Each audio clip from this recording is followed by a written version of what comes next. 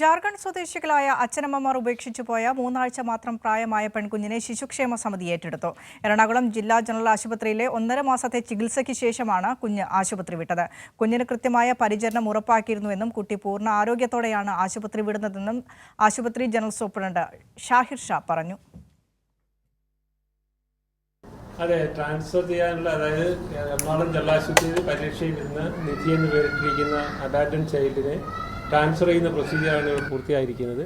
അത് CWCയുടെ ചെയർമാനാണ് ഇവിടെ നേരിട്ടെത്തിയിരിക്കുന്നത്. അദ്ദേഹത്തിന് CWCയുടെ പേരിൽ അദ്ദേഹത്തിന് ട്രാൻസ്ഫർ ചെയ്തിട്ടുണ്ട്. ഒരു പ്രത്യേക ഒരു സമൂലമായിട്ടുള്ള ഒരു ഉത്തരവാദിത്വം നിറവേറ്റുകയായിരുന്നു നമ്മൾ ചെയ്തത്. നമുക്കറിയാം, ഇത്തരത്തിലുള്ള സംസ്ഥാനത്തിൻ്റെ വിവിധ ഭാഗങ്ങളിൽ ഇത്തരത്തിലുള്ള കുട്ടികൾ ഉണ്ടാകുന്നുണ്ട്, ഉപേക്ഷിച്ച് പോകുന്ന കുട്ടികളുണ്ടാകുന്നുണ്ട്. അതിനെയൊക്കെ സംരക്ഷിക്കാൻ പ്രഥമ കർത്തവ്യം നമുക്ക് അത് സംരക്ഷിക്കപ്പെടുക എന്നുള്ളതാണ്. അതിന് ആരോഗ്യത്തിൻ്റെ റെസ്പോൺസിബിലിറ്റി ആയിട്ട് അത് കരുതുന്നു. വരുന്ന സമയത്ത്, അഡ്മിറ്റ് ആവുന്ന സമയത്ത് കുട്ടിക്ക് 950 ഗ്രാം മാത്രമേ തൂക്കം ഉണ്ടായിരുന്നുള്ളൂ.